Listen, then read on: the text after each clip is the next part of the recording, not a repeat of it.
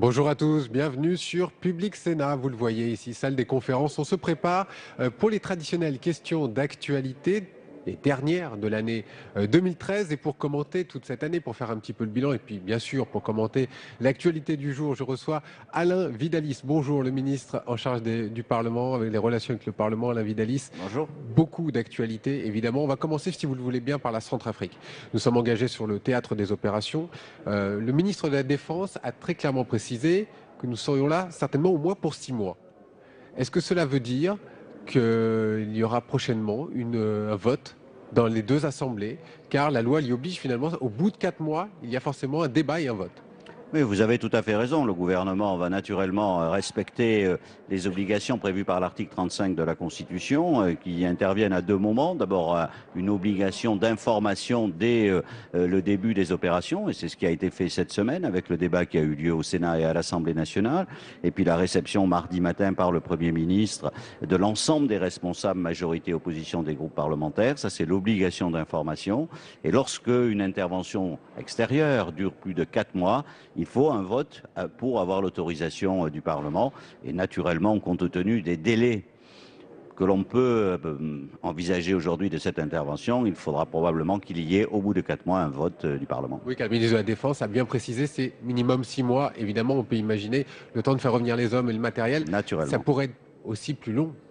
Oui, ça pourrait être aussi plus long, même si je crois que des précisions ont été données, notamment au moment du sommet de Paris, sur l'objectif. L'objectif, il est bien à la fois une intervention humanitaire, une intervention de sécurité, et puis une transition démocratique, qui n'est pas facile dans un pays où il faut reconstituer les listes électorales, l'état civil, mais l'objectif d'essayer de mener à bien l'ensemble de la procédure sécurisation, transition démocratique avant la fin de l'année 2014 reste un objectif, même si d'autres dates ont été données. Alors c'est vrai que nos hommes sont sur le terrain, nous sommes en guerre. Pour autant, une loi de programmation militaire a été votée ici même au Sénat. Je voudrais avoir votre avis et que vous puissiez aussi nous éclairer. Le coût de ce que nous est en train d'intervenir en Centrafrique, c'est quelque chose qui est déjà programmé dans cette loi de programmation militaire ou c'est quelque chose qui va coûter en plus aux Français? Parce que les gens ne savent pas forcément, il faut les éclairer. C'est déjà quelque chose qui est programmé, il y a une provision pour les interventions extérieures. Ce qu'il faut savoir, c'est que, y compris avec l'intervention en Centrafrique aujourd'hui, il y aura moins d'hommes à l'extérieur dans ces opérations qu'il n'y en avait en 2013, puisque parallèlement, il y a la fin du désengagement en Afghanistan, la diminution des effectifs au Mali. Mais nous sommes toujours présents au Mali, vous le confirmez? Oui, mais il y a un désengagement du nombre. Il y a 1600 militaires aujourd'hui en Centrafrique, dont un certain nombre y étaient déjà auparavant, et les effectifs sont en voie de réduction sur le Mali, donc il n'y a pas de problème sur le financement. Vous entendez certainement aussi l'opposition qui dit qu'évidemment il soutient l'action du gouvernement dans cette guerre, mais il a du mal à comprendre pourquoi on est aussi seul, pourquoi est-ce que nous sommes isolés, et évidemment il y a aussi une question sur le coût de cette guerre. Oui, il y a deux problèmes. Là, il y a le problème du coût. Il faut quand même une certaine hypocrisie pour dire on est d'accord pour y aller, mais si ça coûtait rien, c'est pas possible. Si on y va, on assume le coût financier de l'opération. D'ailleurs, il est déjà prévu et je pense qu'on... Vous estimez à combien? Non, mais il n'y a pas d'estimations qui sont faites aujourd'hui. On n'est pas là dans une comptabilité, excusez-moi, un peu d'épicier, en disant si ça coûte trop, tant pis que les gens meurent. Franchement, on y va. C'est pas insurmontable. C'est déjà prévu dans le budget de la France et je pense que ce débat est aujourd'hui un débat qui n'est pas à la hauteur du problème. Deuxièmement, il y a la question de vous êtes seul. Ils ont aussi raison de poser cette question-là. Et c'est peut-être pas faux non plus. Mais qui est juste. Mais nous sommes les premiers à regretter que les autres ne veulent pas venir avec nous. Et notamment, on peut à la fois décider qu'on doit y aller parce que si la France n'y va pas, personne n'y va et que les gens continuent à se massacrer et qu'ils meurent. C'est ça la question à laquelle le président de la République a dû répondre. Et il y a répondu avec la seule réponse qui me paraît possible aujourd'hui. Et en même temps, regretter justement que les autres n'aient pas la même exigence vis-à-vis de la défense d'un certain nombre de droits universels et de la protection des populations. Quand je dis les autres, c'est naturellement l'Europe. Oui, notamment l'Europe. Et là, vous visez peut-être un pays. Est-ce que ça veut dire aussi que la France est la seule capable d'intervenir sur ce terrain? D'abord, c'est vrai que la France a des moyens militaires qu'elle a su conserver parce que c'est une grande puissance, mais justement, y compris sur les questions financières, y compris lorsque on regarde les déficits de la France, il faudrait aussi que ceux qui ne veulent pas bouger prennent aussi en compte les efforts que la France fait. C'est ça, donc il faudrait qu'ils nous aident sur le plan financier aussi. Sur le plan financier, ce n'est pas forcément la seule réponse. Pour l'instant, ça serait bienvenu. Mais surtout, Je pense qu'il faudrait que l'Europe de la défense devienne une réalité et pas simplement un slogan de discours. Vous attendez des bonnes nouvelles du sommet européen qui doit se tenir la semaine prochaine. Voilà, Il paraît qu'avec la Belgique, il y a des discussions qui sont plutôt positives. Voilà, c'est le sujet, c'est les chefs d'État, c'est pas de mon niveau de compétence, mais naturellement, le problème est posé par le président de la République. Votre niveau de compétence, c'est peut-être aussi le Parlement et surtout le Parlement. Je vous propose de passer un petit peu au bilan de cette année. Vous vous rappelez, l'année dernière, on avait déjà discuté ensemble et on se disait les parlementaires travaillent trop, ils légifèrent trop vite. Est-ce que ça a changé ? Ça n'a pas changé dans la mesure où les parlementaires, les parlementaires ont beaucoup légiféré, qu'il y avait des textes importants. Ce que je retiens, c'est qu'on nous annonçait une année avec une énorme difficulté à venir, qui était le texte sur les retraites, qui devait embraser la France. Ce gouvernement a réussi une réforme des retraites qui a été votée par le Parlement, qui sera votée définitivement le 18 décembre prochain à l'Assemblée nationale, du moins je l'espère. Une réforme juste qui répond aux déficits financiers et en même temps qui prend en compte pour la première fois la pénibilité. Tous ces rendez-vous ont été des rendez-vous réussis pour la majorité et le gouvernement. Sans faire de la comptabilité d'épicier, je reprends un petit peu vos termes de tout à l'heure. Combien de textes ? Aujourd'hui, c'est pas fini, hein, la session s'arrête pas. Il reste encore un petit peu de temps, mais bon, ça approche des fêtes, vous êtes la plupart des textes seront adoptés d'ici la fin de la semaine.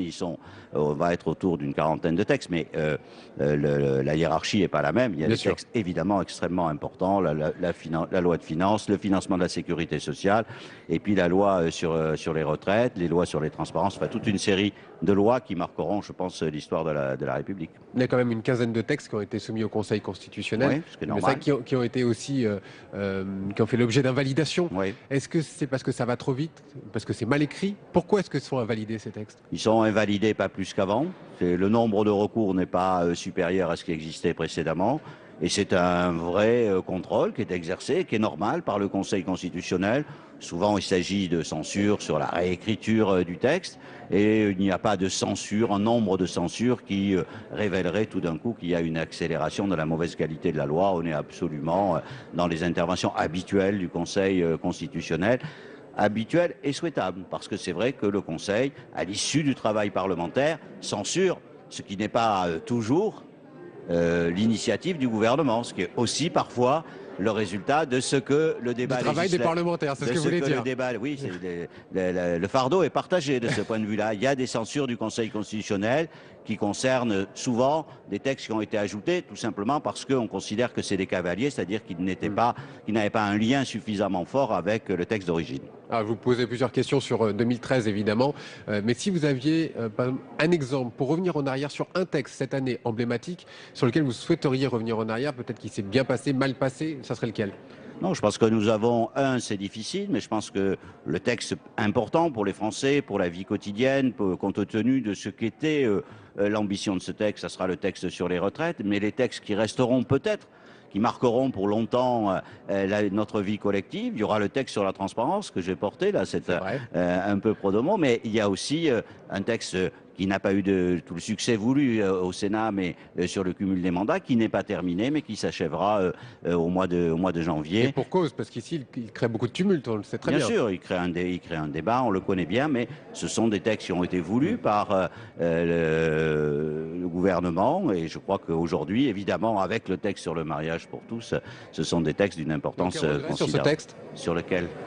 Sur le mariage pour tous. Sur la façon dont ça s'est passé, sur le débat. Ça a été un grand débat.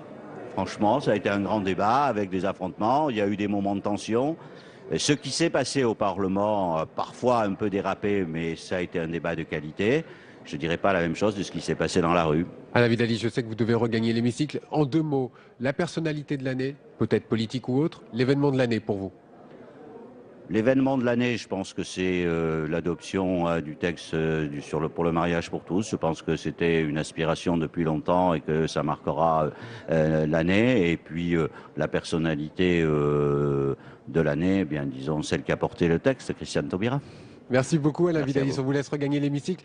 Les questions d'actualité vont bientôt commencer. Au programme, des questions complètement différentes. D'une part, sur l'Ukraine, avec le face-à-face qui a lieu en ce moment dans la rue à Kiev, notamment une question sur le jour de carence des fonctionnaires qui a été supprimé, qui a été remis par Marie-Lise Lebranchu.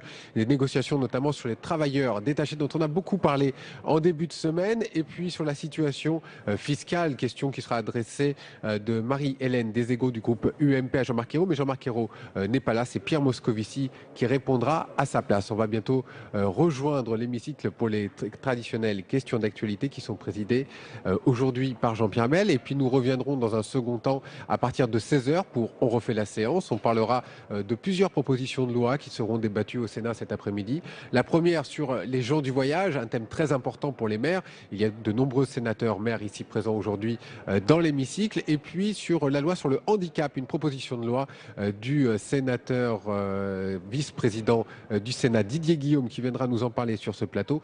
Et puis nous parlerons également de la Centrafrique avec Gérard Longuet, l'ancien ministre de la Défense, qui viendra nous donner son point de vue sur ce qui est en train de se passer en Centrafrique en ce moment où les militaires français sont engagés sur le terrain de la Centrafrique. On va voir tout de suite si la séance des questions d'actualité a commencé. On me dit qu'il y a encore un petit peu d'attente, mais très peu. En tout cas, Jean-Pierre Bel a pris place dans l'hémicycle et nous allons tout de suite écouter cette séance de questions d'actualité. À tout à l'heure.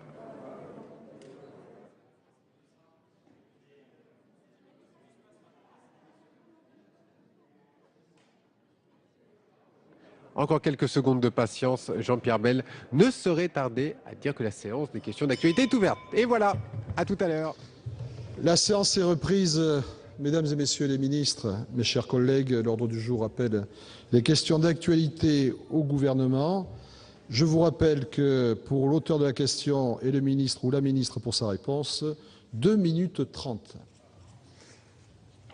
La parole est à Madame Cécile Cukierman pour le groupe CRC. Monsieur le Président, Monsieur le Ministre, mes chers collègues, dans tous les pays, on célèbre à juste raison et quasi unanimement la disparition de Nelson Mandela, qui a longtemps été considéré comme le plus vieux prisonnier politique du monde. Cette ferveur et ce respect paraissent aujourd'hui naturels.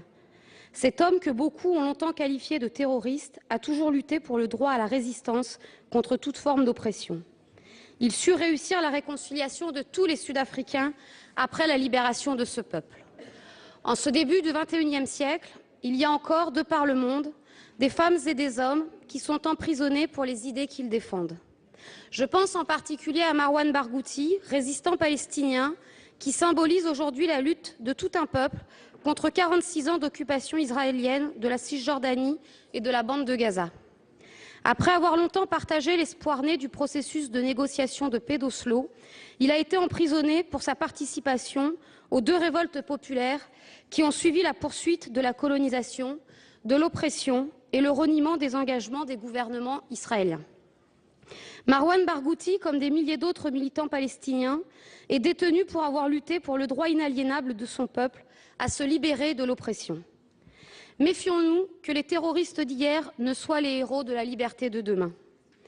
Au moment où les autorités israéliennes parlent à nouveau avec force de négociations de paix, sa libération et celle de ses camarades seraient un gage de sincérité et de bonne volonté. C'est un défi qu'il faut lancer avec toutes les femmes et tous les hommes épris de justice et de paix de par le monde. Permettez-moi une citation. Dans le monde entier, des femmes et des hommes sont encore en prison du fait de ce qu'ils sont, du fait de ce qu'ils disent. La lutte doit continuer. Nelson Mandela aurait pu prononcer ces mots, mais c'est Barack Obama qui les a prononcés mardi dernier à Johannesburg. Ma question sera donc directe, Monsieur le Ministre. Quelles initiatives la France est-elle décidée à prendre en son nom propre ou auprès des instances internationales pour obtenir la libération de Marwan Barghouti et des prisonniers politiques?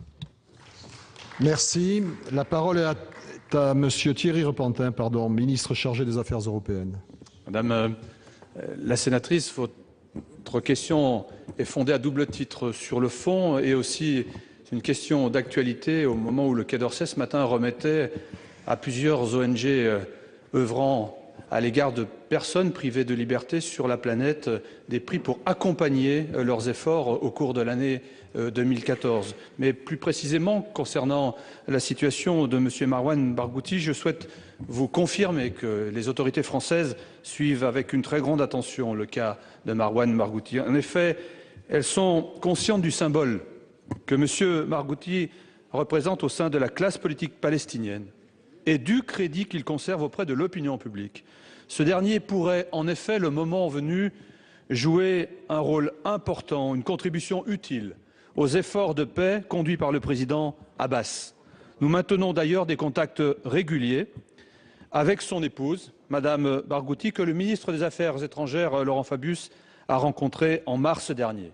D'une manière générale, la France suit attentivement la situation de l'ensemble des prisonniers politiques palestiniens. À titre national, comme avec ses partenaires européens, elle a à plusieurs reprises appelé les autorités israéliennes au respect de leurs obligations à l'égard de ces détenus, notamment dans le domaine du droit international, des droits de l'homme et du droit international humanitaire. La France appelle aussi les Israéliens et les Palestiniens à effectuer des gestes significatifs susceptibles de développer la confiance dans le cadre des négociations de paix en cours. Elle estime que la libération de prisonniers par les autorités israéliennes constitue une contribution utile en ce sens. S'agissant de la recherche d'un règlement politique, la France est constamment mobilisée pour faire avancer la cause de la paix. La visite du président de la République française en Israël et dans les territoires palestiniens les 17 et 18 novembre dernier a permis de marquer le plein soutien de la France aux négociations en cours et de réitérer les positions et les attentes françaises. Le président de la République a fermement souligné l'urgence de parvenir à un accord définitif, renouveler le soutien de la France à la solution de 2 États pour les 2 peuples. Il a engagé les 2 parties à faire les gestes nécessaires pour faire progresser les négociations et à cet égard, il a salué la libération de prisonniers par les autorités israéliennes en marquant que cette mesure n'était qu'une étape dans le processus qui exigeait des gestes de part et d'autre.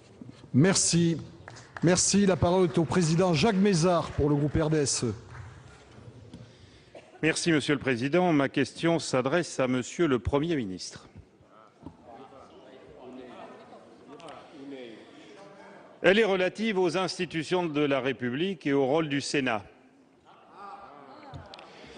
Pour nous, il est inopportun de modifier ces institutions sans recourir à un processus de révision constitutionnelle. Or, nous craignons que cela pourrait être votre objectif. Et vous le savez, notre groupe est profondément attaché au bicamérisme et en conséquence au respect de la place et du rôle du Sénat dans nos institutions. Un Sénat disposant de ses pouvoirs législatifs dans tous les domaines, mais avec sa spécificité, l'impossibilité de renverser le gouvernement et aussi ses missions particulières concernant les collectivités territoriales, missions reconnues très clairement par la Constitution. À ce sujet, nous avons relevé, avec une certaine inquiétude, pour ne point dire davantage, les propos de M. Olivier Dussopt, député, rapporteur à l'Assemblée nationale du projet de loi décentralisation métropole, en ce moment en discussion, lequel, répondant à la question « Allez-vous réintroduire le Haut Conseil des territoires ?», a répondu, c'est dans la Gazette des communes, je l'ai là,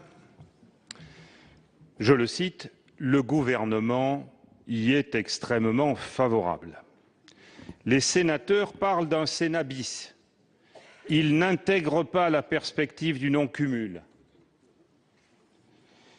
Mais le jour où le non-cumul sera appliqué, il faudra un lieu de concertation entre le gouvernement et les responsables des principaux exécutifs locaux. » Ce n'est pas moi qui le dis, c'est M. Dussopt qui dit que c'est la volonté du gouvernement et que ça remplacera le rôle du Sénat par rapport aux collectivités. On ne saurait être plus clair et le débat d'hier à l'Assemblée nationale ne nous a point rassurés. Le Haut Conseil des territoires, pendant du projet de loi non-cumul, c'est le déclin assuré, si ce n'est pas la fin du Sénat. Ce Haut Conseil, je le dis, n'était pas une proposition des associations d'élus, comme on nous le fait croire aujourd'hui. Il leur a été instillé au fil des négociations, car ce Haut Conseil, c'est la proposition numéro 1 du rapport Terranova de 2011, avec le binôme et le non-cumul. La question est simple, Monsieur le Premier ministre. Quelles sont les intentions du gouvernement sur le projet de Haut Conseil des territoires et plus généralement sur l'avenir du Sénat de la République? Merci. La parole est à Monsieur Alain Vidalis, ministre chargé des relations avec le Parlement. Merci, Monsieur le Président. Monsieur le Président Mézard, l'article 24 de la Constitution, que vous connaissez parfaitement, précise que le Parlement vote la loi, qu'il contrôle l'action du gouvernement, qu'il évalue les politiques publiques et surtout qu'il comprend l'Assemblée nationale et le Sénat, et que le Sénat assure la représentativité des collectivités territoriales de la République. Le gouvernement n'a aucune intention de modifier l'article 24 de la Constitution. Au contraire, le gouvernement entend réaffirmer son attachement au bicamérisme qui est indispensable à la qualité de la loi et à l'effectivité du contrôle de l'action du gouvernement.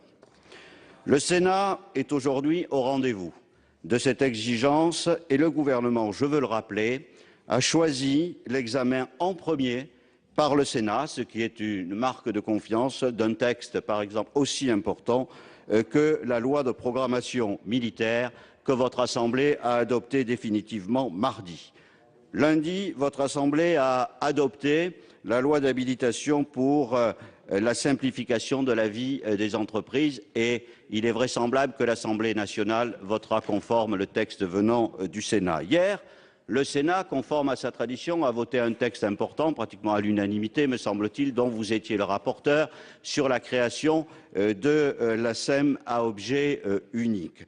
Tout cela marque aujourd'hui que, contrairement à certains commentateurs, il y a au Sénat, même si dans certaines circonstances la réalité politique fait qu'il ne peut pas y avoir de majorité, mais pour que le reste, le Sénat est présent et amène sa pierre, son travail à l'œuvre législative. Alors, vous m'interrogez particulièrement à la fois sur les projets du gouvernement par rapport au Sénat. Je crois que je viens de rappeler cet engagement.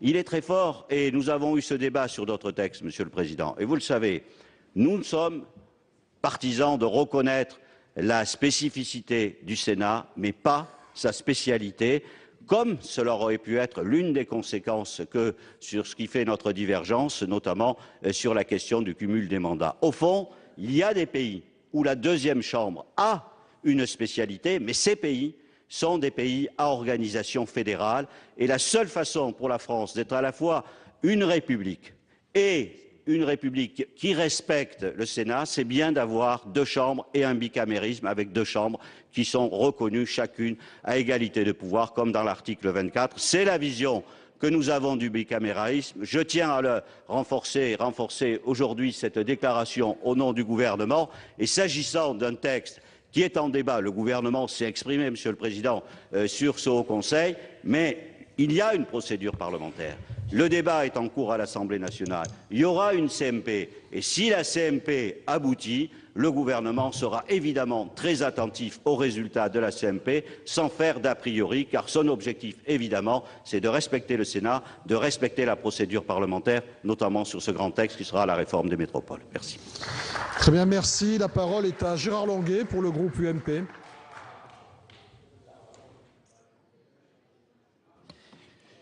Oui, Monsieur le Président, Mesdames et Messieurs les ministres, mes chers collègues, ma question s'adresse à Monsieur Laurent Fabius, notre ministre des Affaires étrangères, qui est absent à cet instant. Je suis persuadé que nous aurons une réponse.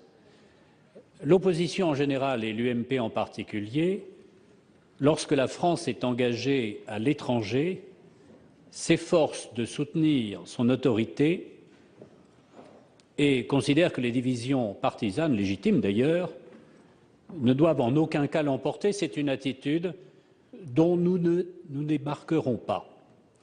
C'est pourquoi nous avons soutenu l'intervention au Mali. Nous soutenons à cet instant l'intervention en RCA. Et au nom de l'autorité de la France, nous avions émis des doutes sur les déclarations du président de la République concernant la Syrie, je dois constater que ces doutes étaient fondés. Il l'a lui-même constaté d'ailleurs peu après. Ma question concerne l'Ukraine.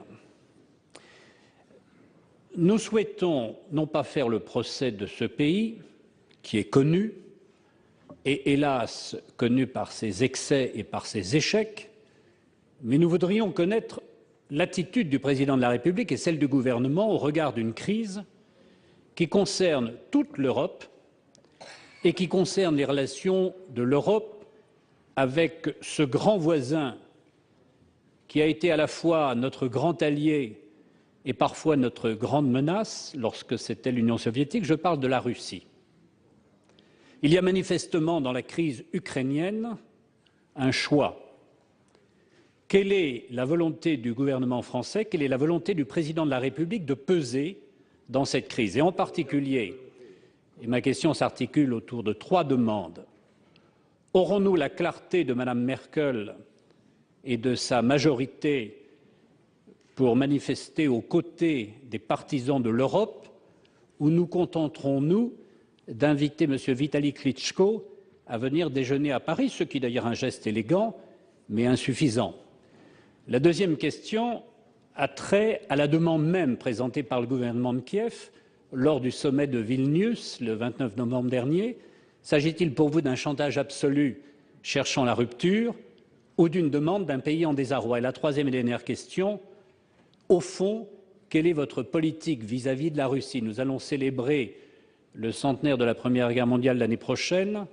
L'alliance franco-russe est un facteur de solidité en Europe. Nous aimerions connaître quel jugement la France porte sur le droit de la Russie de s'organiser à côté de l'Europe et peut-elle s'organiser avec l'Europe en évitant tout conflit inutile? Merci. Monsieur Thierry Repentin. Monsieur le sénateur Longuet, je vous remercie de votre question qui me permet aussi de revenir sur un déplacement que j'ai effectué le 5 décembre, donc il y a quelques jours, à Kiev, où je me suis rendu sur la place de l'Indépendance pour discuter avec les manifestants, avant de rencontrer d'ailleurs l'ensemble des représentants de l'opposition ainsi que la famille de Mme Tymoshenko.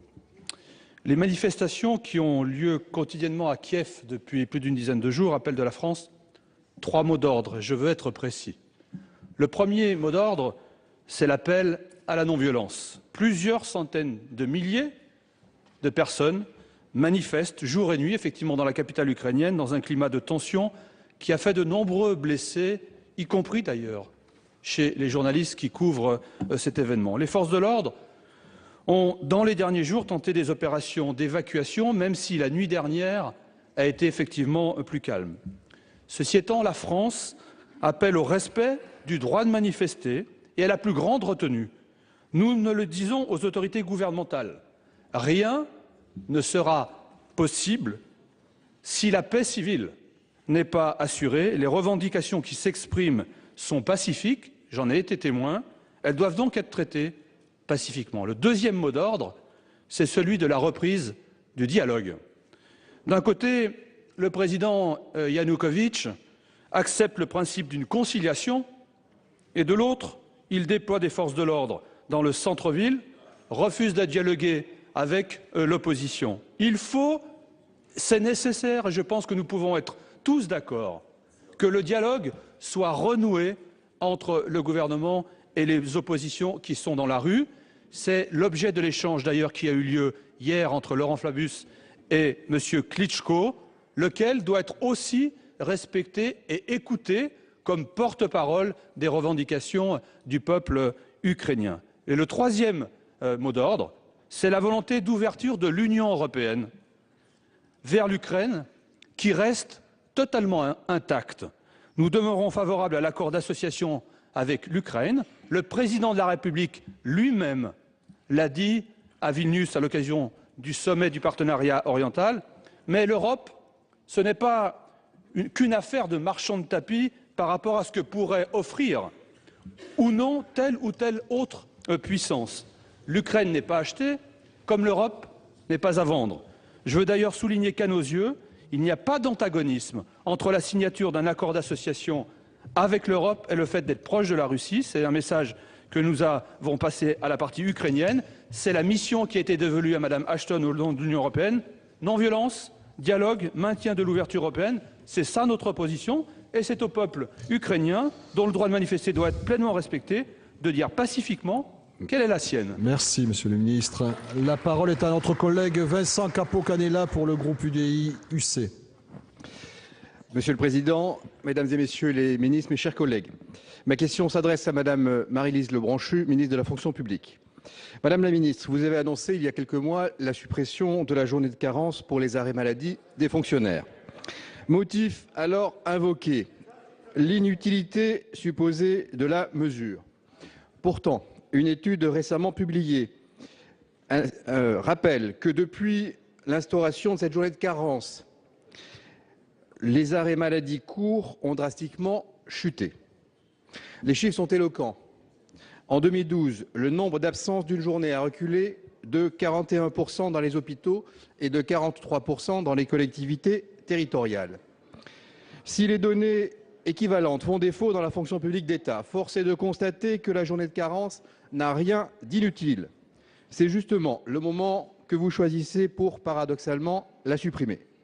L'expérimentation menée 2 ans durant avec succès ne sera donc pas pérennisée, alors même qu'elle montre des résultats positifs, ce qui n'a, vous en conviendrez, pas grand sens.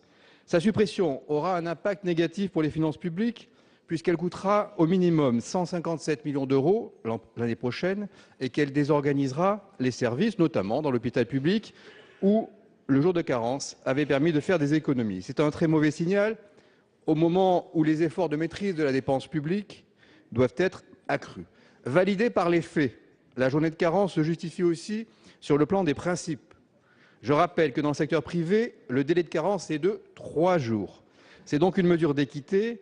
Et dans cette période où l'on demande des efforts aux Français, il n'est pas inutile de rappeler que l'effort n'est juste que s'il est partagé. Alors, pourquoi la supprimer? D'aucuns avancent l'argument des arrêts de maladie longs. Mais il n'y a évidemment aucun lien entre les deux. On ne remplace pas un jour d'arrêt maladie par un arrêt de 15 jours ou plus.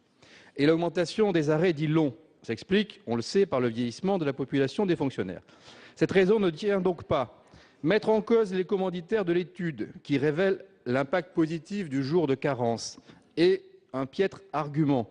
Quand un chiffre embarrassant est publié, vouloir casser le thermomètre, en quelque sorte, ça ne sert à rien. Plutôt que d'attaquer les assureurs, vous devriez au contraire relancer la négociation sur la mutuelle obligatoire des fonctionnaires qui avait été précédemment engagée. Face à ce constat, Madame la Ministre, qu'entendez-vous faire? Allez-vous revenir sur la suppression de la journée de carence ou bien, dans le cas contraire, allez-vous compenser aux collectivités et aux hôpitaux le manque à gagner de sa suppression? Merci. La parole à Maryse Lebranchu. Merci, Monsieur le Président. Merci beaucoup, Monsieur Capo-Canellas, parce qu'effectivement, cette étude a été très commentée. C'est une étude qui a été commandée par des assureurs. Nous n'avons pas encore de précision, vous non plus, d'ailleurs, semble-t-il, à l'écoute de votre question, sur le fait que cette société a déjà négocié 700 000 contrats pour des agents du public.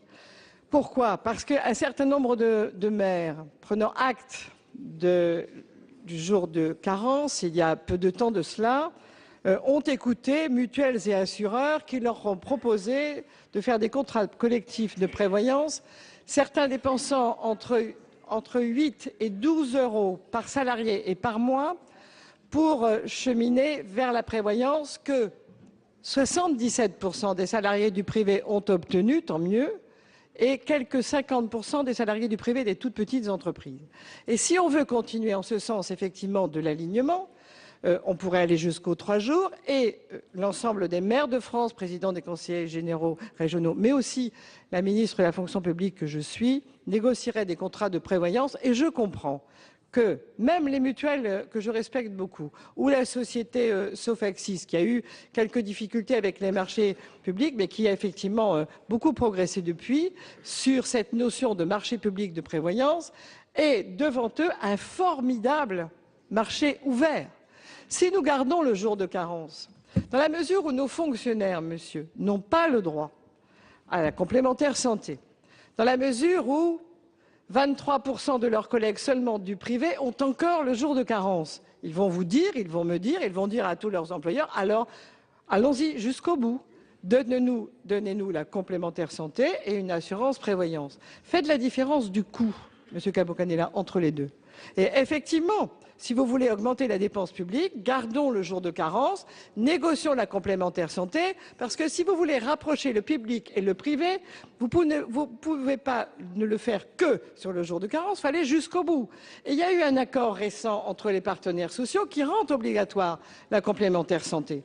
Alors, dans ce cas, retrouvons-nous pour un vrai groupe de travail pour savoir ce que va coûter en dépenses publiques et la complémentaire santé et la prévoyance de couverture, comme dans le privé, des jours de carence. C'est pourquoi je trouve dommageable que les sociétés d'assurance utilisent cela pour obtenir ce qu'elles veulent, c'est un vaste marché, dommageable pour la dépense publique, pas dommageable pour elles. Moi, je comprends toujours qu'une entreprise cherche à augmenter son chiffre d'affaires, il n'y a aucun souci éthique de ma part.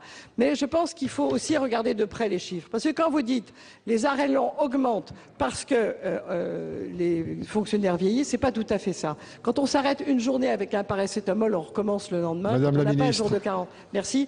On va voir le médecin et on prend 3 jours ou 4 jours d'arrêt. C'est pas forcément une bonne nouvelle pour tout le monde. Merci. La parole est à Claude Jeannereau pour le groupe socialiste. Merci, Monsieur le Président. Mes chers collègues, ma question s'adresse à Monsieur le ministre du Travail, de l'Emploi, de la formation professionnelle et du dialogue social, mais elle implique également Monsieur le ministre chargé des Affaires européennes. L'emploi reste, vous le savez, la première préoccupation des Français. Il est la priorité de l'action du gouvernement. Dans ce contexte où le niveau de chômage reste élevé, l'Europe n'est pas toujours perçue par nos compatriotes comme une alliée de l'emploi. On se rappelle le projet de directive Bolkestein, dite du plombier polonais, qui risquait non seulement d'aggraver le chômage, mais aussi de faire reculer le niveau économique et social des salariés.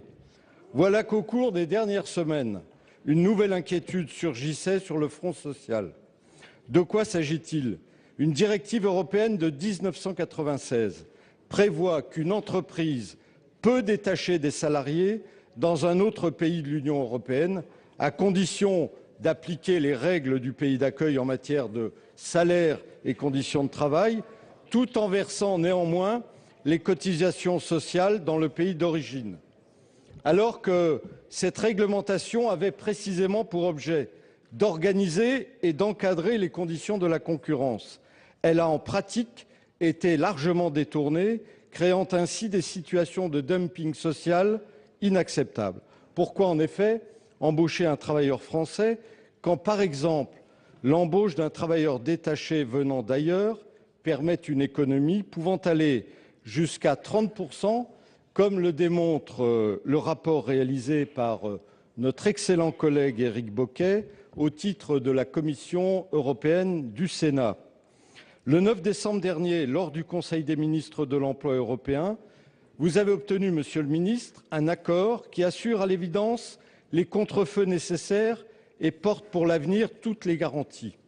Mais au-delà de ce nouvel épisode, nous pressentons tous ici que se trouve posé l'avenir d'une Europe sociale, capable de contribuer à créer du progrès, du développement et de l'emploi pour tous. À quand enfin le retour de l'Europe sociale? Merci, Monsieur le ministre, de nous éclairer sur les perspectives concrètes issues de cet accord. Merci. La parole à Michel Sapin, ministre du Travail, Emploi, Formation professionnelle. Merci, Monsieur le Président. Mesdames, Messieurs les sénatrices et sénateurs, Monsieur le sénateur. La directive détachement, elle date de 1996. Vous l'avez rappelé rapidement, mais à juste titre, elle apportait un mieux à l'époque. Elle encadrait ce qui, sinon, serait resté la jungle. Et nous sommes, je pense, les uns et les autres, favorables à la réglementation et à l'encadrement plutôt qu'à la loi de la jungle. Mais elle a donné lieu au cours de ces dernières années, parce que depuis 1996, l'Europe s'est élargie, parce que malheureusement, depuis ces dernières années, la crise économique et ses conséquences sur chacun de nos territoires a frappé. Elle a donné lieu non seulement à une augmentation du nombre de ceux qui sont détachés. Détachés, ça veut dire au fond être en situation d'intérim. Ce sont des Polonais, des Roumains, des Bulgares, des Slovaques qui sont en intérim en France au service d'une entreprise de droit français. Elle a donné lieu donc à une augmentation considérable, mais surtout à une augmentation exponentielle des abus, des contournements. Au fond, cette directive est devenue le support d'une fraude organisée qui permet de faire en sorte qu'aujourd'hui, certains salariés surexploités, ce qui en soi est déjà considérablement condamnable, fassent bénéficier l'entreprise première, celle qui a au départ donné les ordres, de prix qui sont des prix totalement hors du marché. Oui, aujourd'hui, c'est un support à une concurrence déloyale, à un dumping social préjudiciable aux salariés eux-mêmes, aux salariés français qui risquent par là même de perdre des emplois parce que des marchés sont perdus, par des entreprises françaises qui elles-mêmes trouvent cette situation scandaleuse. L'Europe a réagi. Elle a réagi lundi dernier. Elle l'a fait de manière majoritaire, mais contre un certain nombre de pays qui ont jusqu'au bout maintenu une opposition à ce que l'on mette des réglementations supplémentaires. La Grande-Bretagne et la Hongrie, par exemple, ont maintenu leur opposition à cette réglementation supplémentaire. Réglementation nécessaire au niveau européen. Si l'on veut lutter contre ces fraudes organisées, cette cascade de sous-traitants qui progressivement font opacité, font obstacle à la mise en cause de la responsabilité du premier des responsables, qui est l'entreprise qui donne des ordres, cette cascade-là, on ne peut lutter contre elle que s'il y a les mêmes outils dans l'ensemble des pays européens. C'est ce qui a été décidé. Meilleure capacité de contrôle, meilleure capacité de punir. Il nous faudra transcrire très rapidement, et je sais que des parlementaires vont prendre des initiatives dans ce sens-là, ces règles dans le droit français. Nous le ferons même avant même que la directive elle-même soit adoptée par le Parlement européen. Et il nous faudra, et j'ai commencé, renforcer les contrôles sur le territoire. J'étais ce matin même sur un chantier pour faire en sorte que la loi française soit respectée, que les droits des travailleurs, d'où qu'ils viennent, soient respectés et que la libre concurrence non faussée soit respectée. Merci. La parole à Hélène Lipietz pour le groupe écologiste. Merci, Monsieur le Président, Monsieur le ministre de l'Économie, Monsieur le ministre chargé des Affaires européennes. À l'heure où la dépense publique est sous-pesée au trébuchet de la rigueur, il est scandaleux qu'un secteur structurellement non rentable ne vive que de subventions. Je veux parler des 11 bateaux dédiés à la pêche au chalut en eau profonde. Une étude anglaise de New Economy Foundation rapporte qu'une telle pêche engendre une perte de 153 € par tonne de poissons pêchés. En effet, il faut pêcher 1,2 tonne minimum de poissons pour obtenir 1 tonne de poissons vendable à 200 € sur les étals d'une des dernières enseignes à proposer Empereur, Sabre Noir et autres ligues bleues. Et pour ce faire, chaque tonne, vendable ou non, aura nécessité 920 litres de fioul. La simple lecture d'un bilan comptable d'un armateur en eau profonde permet de découvrir que chaque tonne vendue génère une perte de 153 € malgré les subventions européennes et celles sur le fioul. Sortir les chalutiers dédiés à une telle pêche génère un coût environnemental et énergétique de 389 € par tonne de poissons pêchés au minimum. Et si au moins cette pêche au chalut était pourvoyeuse d'emplois, mais elle nécessite 6 fois moins de pêcheurs que la pêche aux palangres, moins destructrice des écosystèmes. Un armateur de Boulogne-sur-Mer a perçu l'absurdité économique de cette pêche, y a mis fin et est devenu bénéficiaire. Il semblerait que le plus gros des armateurs s'y livrant ait enfin pris conscience de cette réalité et veuille changer de mode de pêche. Certes, sa conversion ne date que d'avant-hier. S'il a gagné la bataille au Parlement européen, il a en effet perdu la confiance des consommateurs. Et peut-être court-il donc derrière des concurrents plus prompts à reconnaître leurs erreurs. Monsieur le ministre, alors que 772 000 pétitionnaires dénoncent le massacre des chaluts sur les fonds marins et que des appels au boycott des vendeurs d'une telle pêche se font entendre, qu'entend le gouvernement français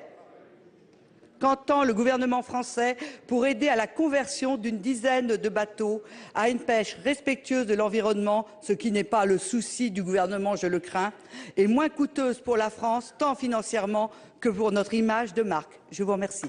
C'est épisodique. Merci, Monsieur Thierry Repentin.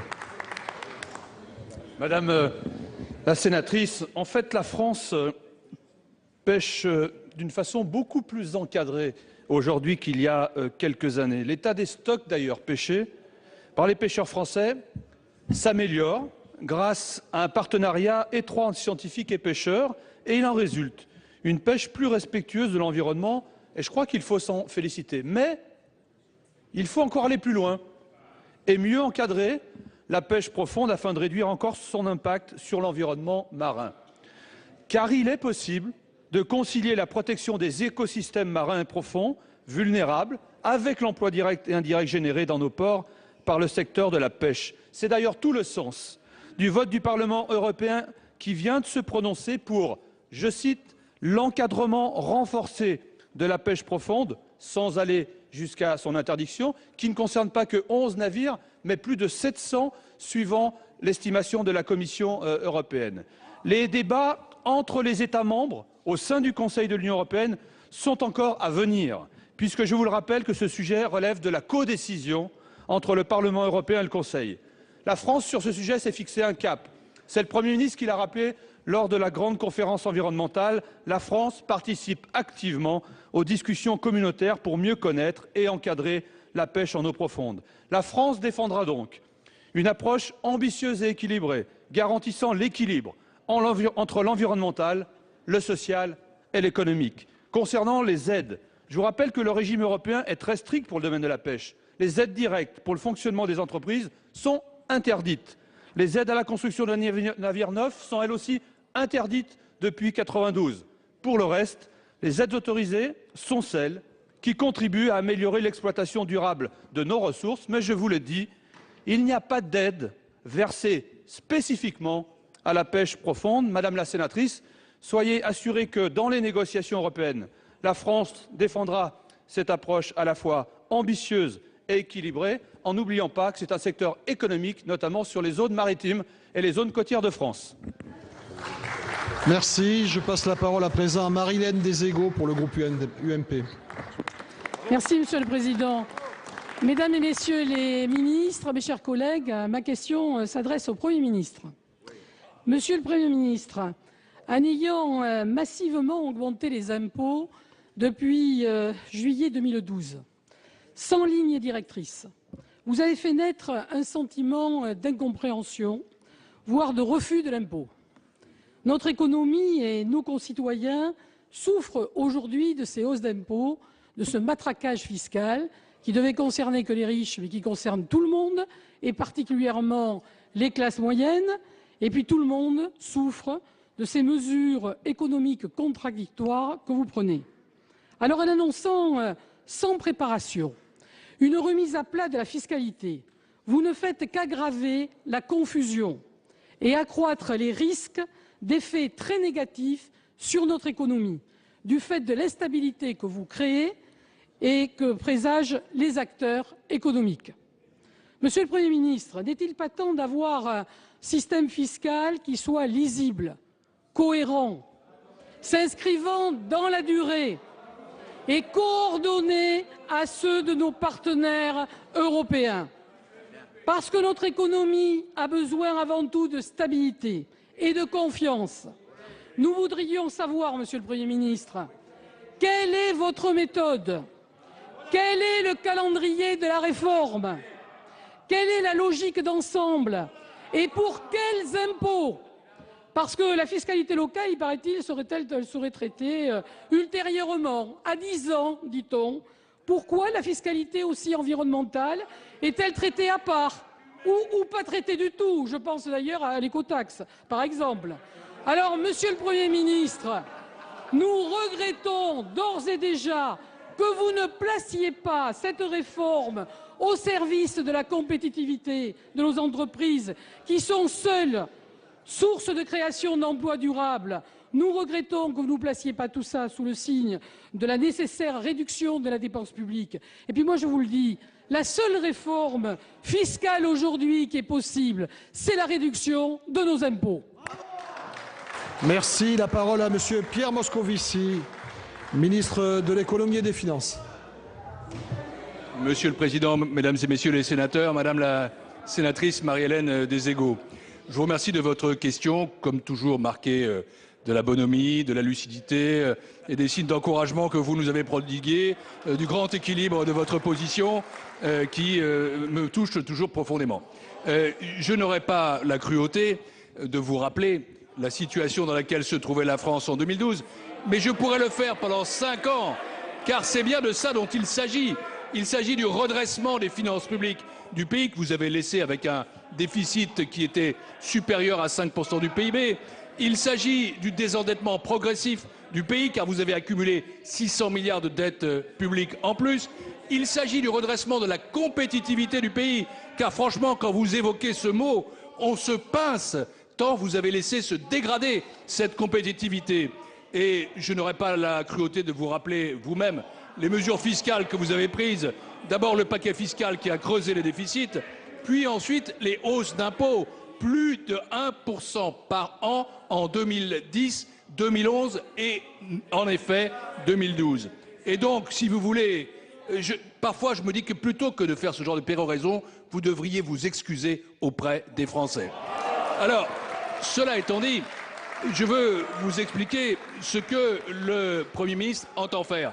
Car c'est précisément une remise à plat de notre système fiscal, afin que celui-ci soit plus simple, afin que celui-ci soit plus lisible, afin qu'il y ait de la stabilité qui en émerge, et afin qu'il y ait plus de justice dans ce système fiscal. Et c'est la raison pour laquelle nous allons nous attaquer à la fois à la fiscalité des entreprises, avec la volonté de préserver et d'améliorer la compétitivité, à la fiscalité des ménages, avec le souci de la simplifier et de la rendre plus juste, et au financement de la protection sociale, afin que celui-ci soit à la fois pérennisé, qu'il demeure approprié par les partenaires sociaux et qu'il crée de la justice. Voilà ce que nous voulons faire. Et vous le savez d'autant plus que le Premier ministre a souhaité recevoir les groupes, tous les groupes parlementaires, et qu'il a offert aux groupes, à tous les groupes, de s'associer à ce travail qui doit trouver de premières concrétisations dans le projet de loi de finances pour 2015, mais qui en effet prendra plus de temps que cela, tant cette remise à plat est une œuvre de longue haleine. Et donc, n'essayez pas de faire peur aux Français, au contraire, nous voulons là une fiscalité plus stable, plus simple, plus juste, plus lisible. C'est cela que nous voulons faire, c'est le redressement d'une situation que vous avez dégradée et les Français le savent. Merci. Monsieur Gilbert Roger pour le groupe socialiste. Monsieur le Président, Mesdames et Messieurs les ministres, chers collègues, ma question s'adresse à Madame Georges Paul-Langevin, ministre déléguée chargée de la réussite éducative. Madame la Ministre, le gouvernement, depuis le début du quinquennat, a mis la priorité sur la refonte de l'éducation en renforçant notamment les effectifs enseignants dans les établissements scolaires, avec le recrutement prévu de 8 804 équivalents temps plein en 2014. En portant haut un discours de respect sur l'école, le ministre de l'Éducation nationale a remporté un premier succès puisqu'il y a eu plus d'inscrits au concours de l'année 2013 que lorsque ceux des années précédentes. Cependant, malgré les efforts consentis, je souhaiterais attirer votre attention, Madame la Ministre, sur l'organisation exceptionnelle nécessaire pour la rentrée scolaire 2014 dans les collèges de la Seine-Saint-Denis, pour faire face aux nombreuses ouvertures d'établissements dans le département liées à une forte poussée démographique. En effet, 5 collèges neufs seront livrés à la rentrée 2014, avec chacun une capacité d'accueil de 600 élèves. Ces ouvertures nécessitent la création de 5 nouveaux gymnases, de 5 cuisines centrales et d'un internat lié au Collège international à Noisy-le-Grand. Le département a adopté dès 2010 un plan exceptionnel d'investissement de 723 millions d'euros en prévision de cette forte augmentation des effectifs scolaires déjà constatée dans les écoles élémentaires. Mais il s'agit d'une situation inédite puisque c'est la première fois que dans un seul département, l'éducation nationale doit se préparer à l'ouverture concomitante de 5 collèges neufs supplémentaires. Aussi, Madame la Ministre, je vous demande de vouloir bien m'indiquer comment l'éducation nationale compte préparer très en amont la nomination de l'ensemble des personnels d'éducation, qu'il s'agisse des principaux, des CPE et des professeurs. Merci. Madame Georges-Paul Langevin, ministre chargée de la réussite éducative. Monsieur le Président, merci. Mesdames et Messieurs les sénateurs, Monsieur le sénateur Gilbert Roger, je souhaite d'abord saluer l'action des personnels de l'Éducation nationale qui s'engagent chaque jour sur un territoire comme celui de la Seine-Saint-Denis, où leur tâche n'est pas toujours aisée. J'ai eu l'occasion de le constater récemment en allant voir sur place ce qu'ils ont mis en place avec la réforme des rythmes éducatifs. Et je dois dire que j'étais très admirative de la manière dont ils s'impliquent au jour le jour pour donner à ces enfants qui n'ont pas toutes les chances, les meilleurs moyens de réussir grâce à cette réforme que nous avons mise en place. Comme vous le savez, depuis que Vincent Peillon et moi-même nous sommes aux responsabilités, nous avons essayé de remédier à ce qui s'était fait précédemment, où effectivement les agents et les élèves en Seine-Saint-Denis n'avaient pas eu l'impression d'être une priorité du précédent gouvernement. C'est la raison pour laquelle nous avons fait un effort significatif pour affecter de nouveaux personnels sur l'Académie de Créteil. Ils ont eu 405 postes supplémentaires pour l'enseignement public du premier degré, 430 pour le second degré, ce qui a permis d'essayer de régler cette question lancinante des remplacements qui était toujours insuffisant dans ce département.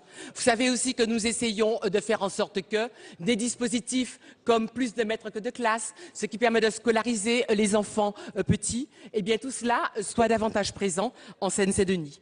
S'agissant de la création de ces 5 collèges, le déroulement devrait être à peu près celui-là.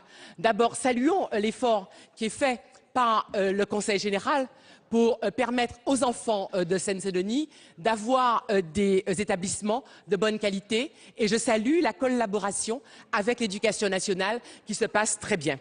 Je dois vous dire que, comme d'habitude, nous avons donc nommé chaque principal pour le collège et ils ont une mission de suivi des chantiers, de supervision de la rentrée 2014. Il y a aussi ensuite à nommer les personnels enseignants, ce qui se fera à la suite, et le nombre précis de ces personnels sera arrêté à la mi-janvier. On tiendra compte évidemment des partenariats. On fait un travail sur la sectorisation de manière à faire en sorte que la mixité soit le plus possible respectée, sera aussi menée en liaison avec le Conseil général. Vous savez que l'étude PISA nous a montré encore notre responsabilité à l'égard des enfants dans les quartiers populaires. C'est en travaillant ensemble que nous réussirons à relever ce défi redoutable. Merci.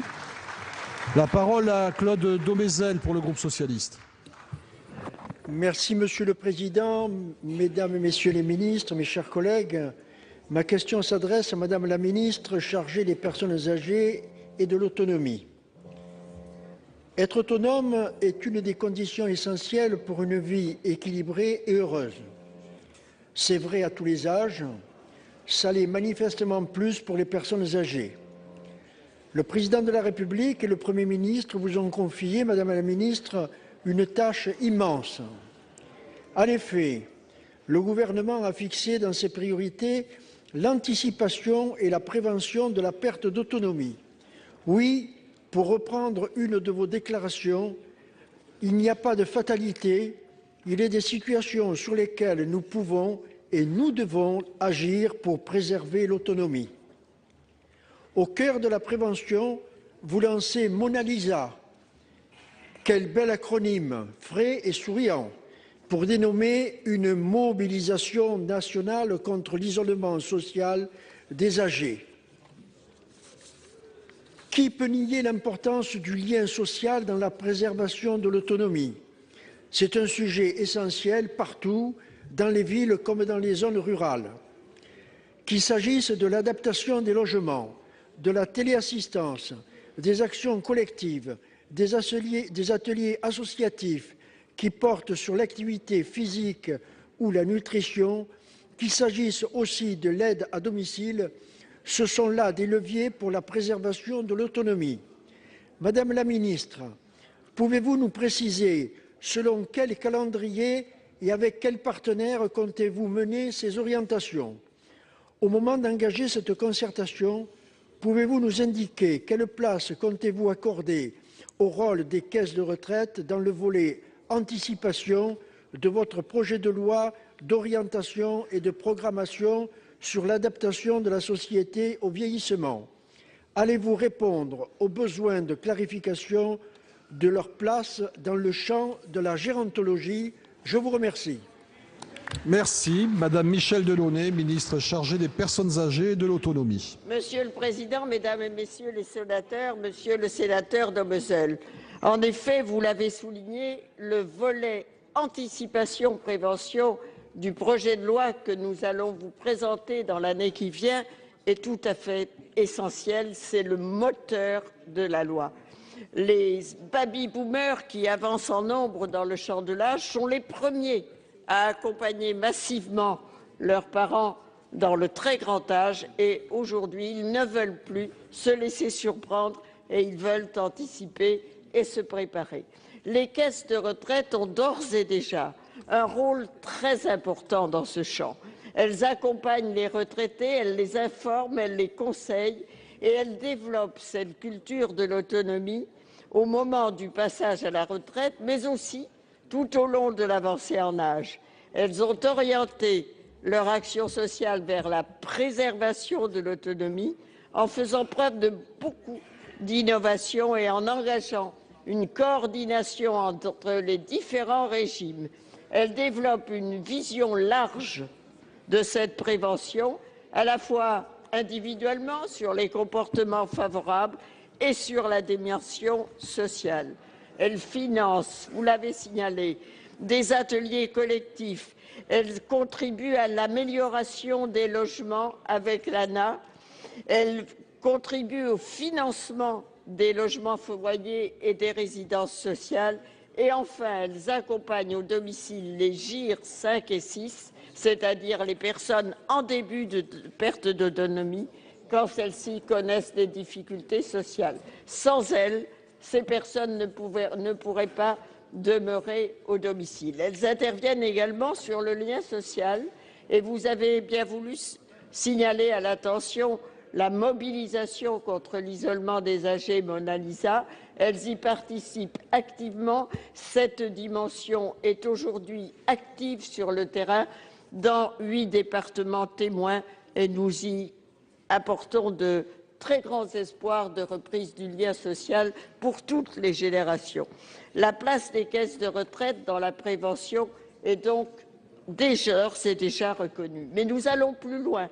Nous engageons un dialogue avec les partenaires sociaux qui en sont les gestionnaires sur le renforcement de la convergence entre les régimes dans les différentes actions menées et ceci dans le prolongement de ce qu'elles ont d'ores et déjà amorcé.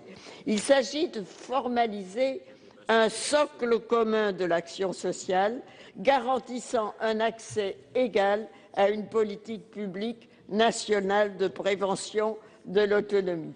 Sur la base de ces travaux, nous devons améliorer la coordination de ces politiques avec les conseils généraux, dont le chef de fila sera confirmé à l'occasion de la loi et qui travailleront en partenariat avec nos agences régionales de santé. Merci Madame la Ministre. La parole est à Joël Biillard pour le groupe UMP. Monsieur le Président, Mesdames, Messieurs les ministres, mes chers collègues, ma question s'adresse à Monsieur le ministre de l'Éducation nationale.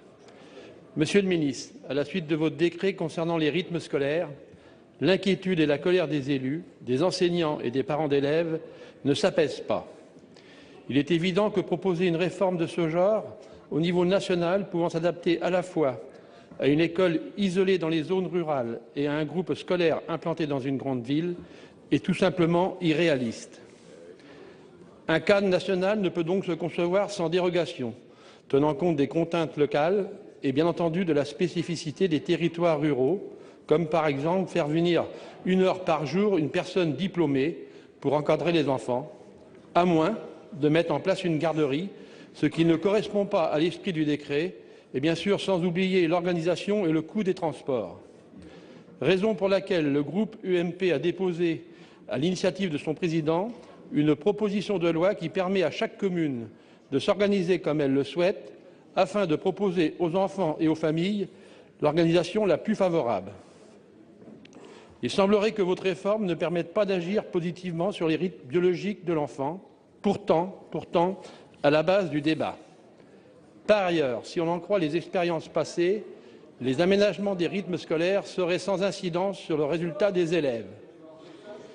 Comme il est facile de le constater, cette nouvelle organisation est techniquement très difficilement réalisable et financièrement inacceptable, d'autant plus que les communes doivent faire face sur 3 ans à une baisse de leur dotation de fonctionnement.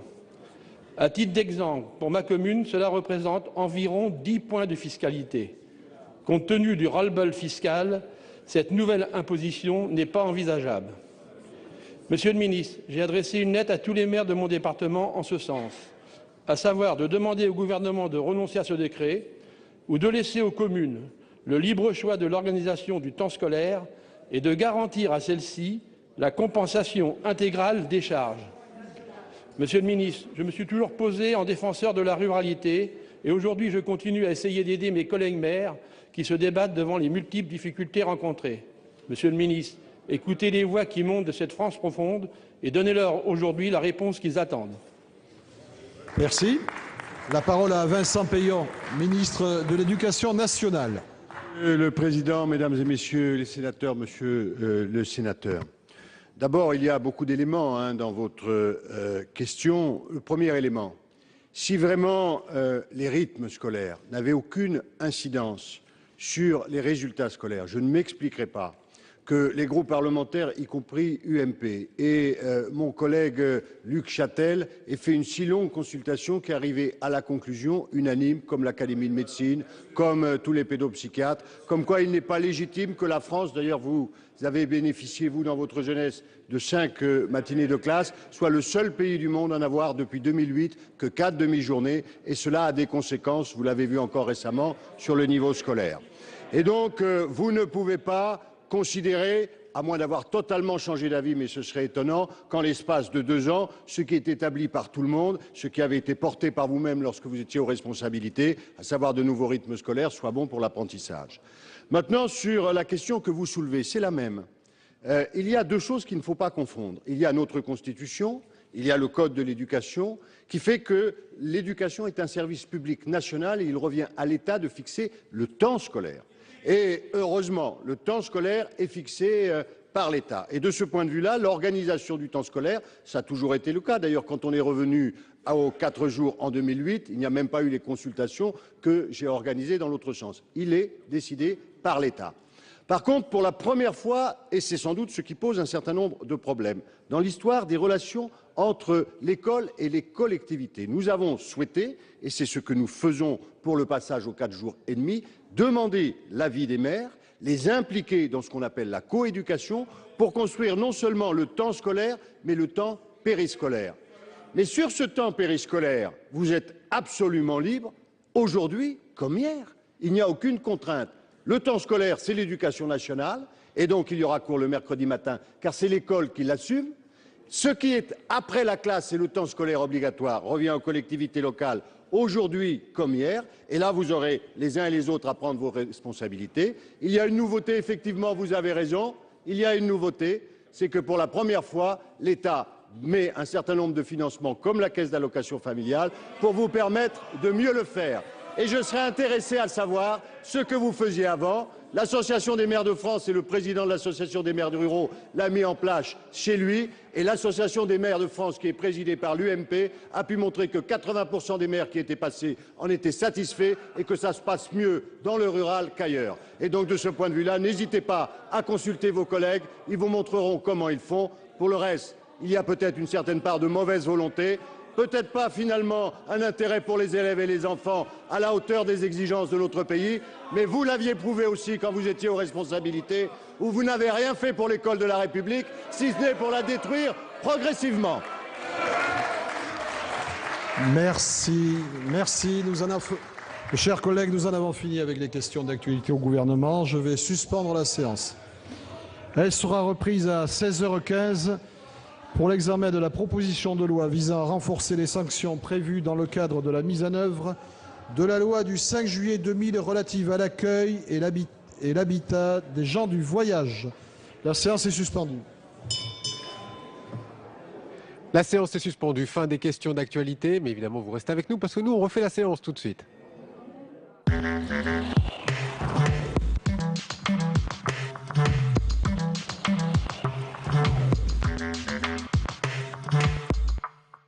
Bienvenue à tous sur Public Sénat pour On refait la séance, le meilleur des questions d'actualité et bien sûr revenir